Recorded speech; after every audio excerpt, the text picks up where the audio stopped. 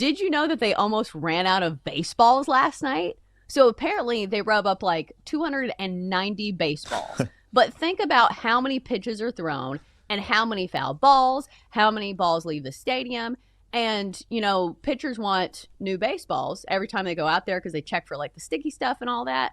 So in the 18th inning, like they were running low on baseballs. They almost had to send somebody out to get more baseballs because they almost ran out. So Freddie Freeman's really a hero then for Major League Baseball. He saved them from a massive PR crisis of how you run out of the one thing that's the most important in the game.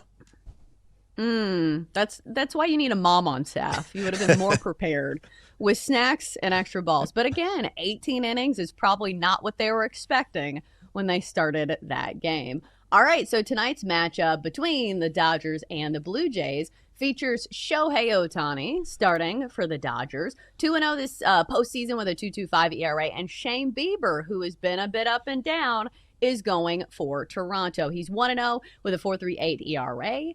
The Dodgers, big favorites here, minus 190. Toronto, plus 155. And the total in this one sits at 8.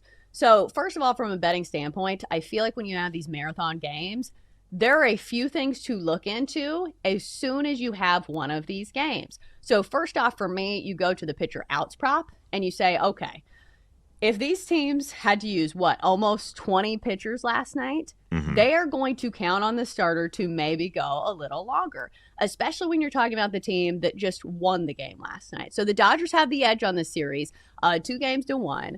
So for me, the first thing I looked at, Denton, was Shohei Ohtani over his outs recorded. It's 17.5, which means he needs to go 6 innings, but it's just to minus 167. So that's not a number that I love betting. And here's the thing on outs props. Like, you can't go either direction. Like, that's the number you get, and that's the number that you have to bet. Shane Bieber is 14.5, but that is minus 174. So I feel like the books kind of sussed me out on that one, and they kind of know that that is a good bet, but you're going to have to pay a premium on it. But are there other angles that you look at when you see a game, go way into extras? Do you say, hey, the team that won gets a ton of momentum, this is kind of a team of destiny type of thing? Or do you say, there's a reason this game went 18 innings because these two teams are so evenly matched? So this is a head versus a heart thing for me, because in my heart, I'm like, all right, well, the Dodgers they're going to win now. Like, they're the best team. It's over. But the Blue Jays went effectively a full game without scoring. And there's no way that their offense doesn't explode today, in my mind. And I feel like the model that I would subscribe to is that I would always take the team that lost after a massive, extra inning game. It would be a little different if it was they were going, kind of blow for blow. Like, let's just say, 6-5, but 3 of those runs, came throughout the course of the 18 innings. But because they went with such a large gap, I feel like it would be smart to then lean in favor of Toronto to have some sort of offense. I love that you bring the pitcher out prop. That's my favorite pitcher prop to play. It's been that way for the entire season. It's been very profitable for me this entire season. I am, though, very curious as to what kind of leeway some of these guys are going to have, because Toronto used 9 last night. Los Angeles used 10. If you do get touched up a little bit, not a lot, but a little bit, do they give you a little bit of a longer leash, understanding that we just don't have that many arms to go to if we end up pulling you, midway through the 5th inning? Well, that's the handicap. That's the handicap that you use during the regular season. That's the handicap you use during the World Series. But it does get a little murky because these are still very meaningful games. So, like, if Ohtani is getting roughed up and he's giving up a bunch of runs, they're probably going to take him out, because you can't just let him, twist away in the wind. But it doesn't feel like that's probably going to be the case for Ohtani. This is a really good hitting Blue Jays lineup, but the trend that I've noticed is that, okay, so Blake Snell was dealing coming into this series, and so was Tyler Glasnow.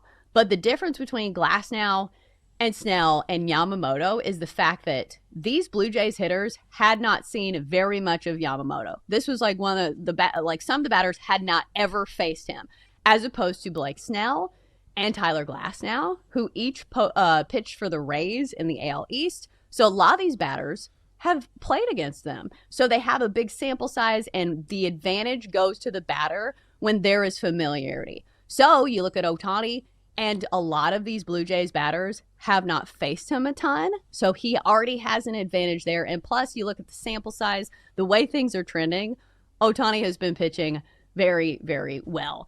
And here's the other thing. Like, we have seen this from Dave Roberts, is that if his starter is pitching really well, he's willing to let him stay in. Like, we've seen back-to-back complete games from Yamamoto. So I am not saying that, that juice is great at minus 167, but maybe you can combine that with something else and you put it in a parlay, because I do think that is a very good angle.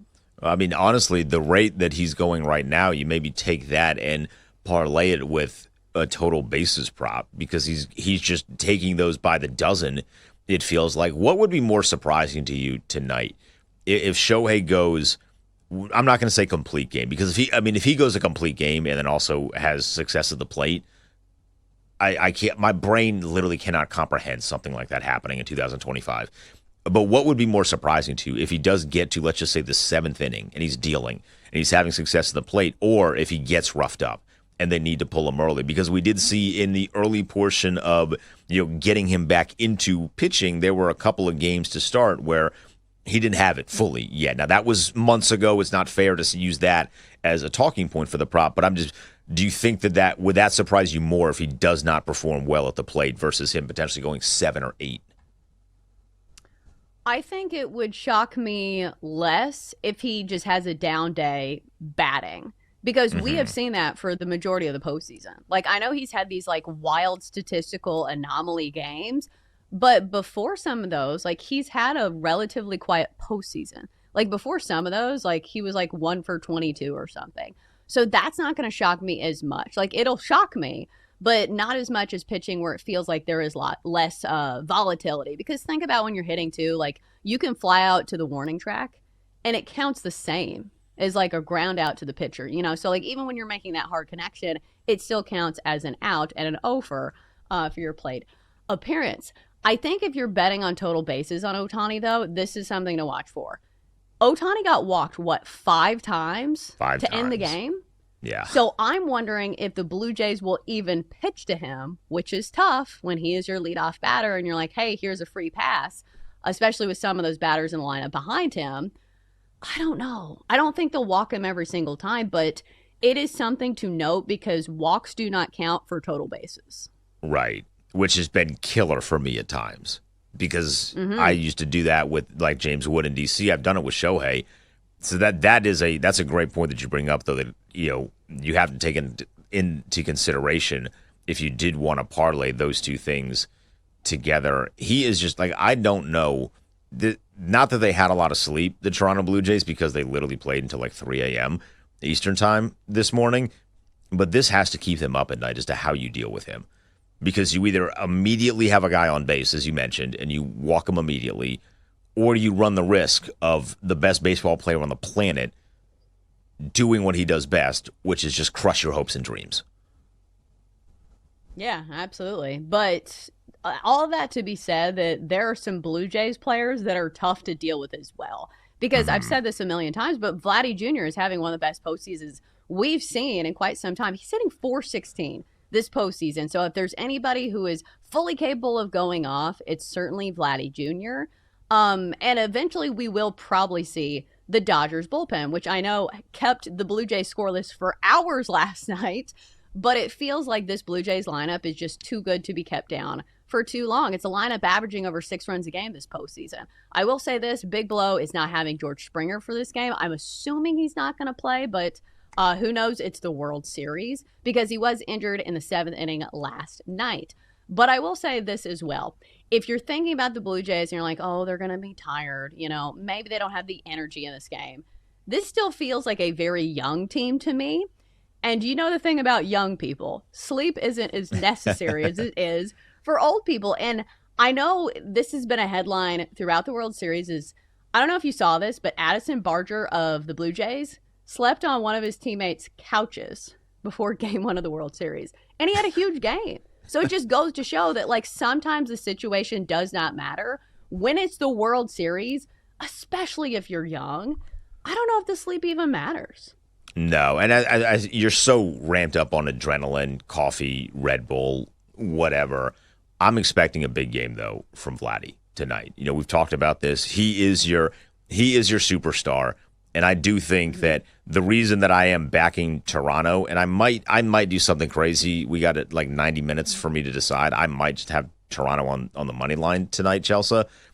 But I feel like he is so good. He is your meal ticket. I think he is going to be the one that really has a great performance tonight. I think the legend, we've all known who Vladdy Jr. is. Obviously, he comes with the name recognition. He's already got the big contract in Toronto. But I feel like the legend of Vladimir Guerrero Jr. has really been born over the last couple of weeks. And I do think he gives us another performance tonight where you continue the birth and the growth of that legend.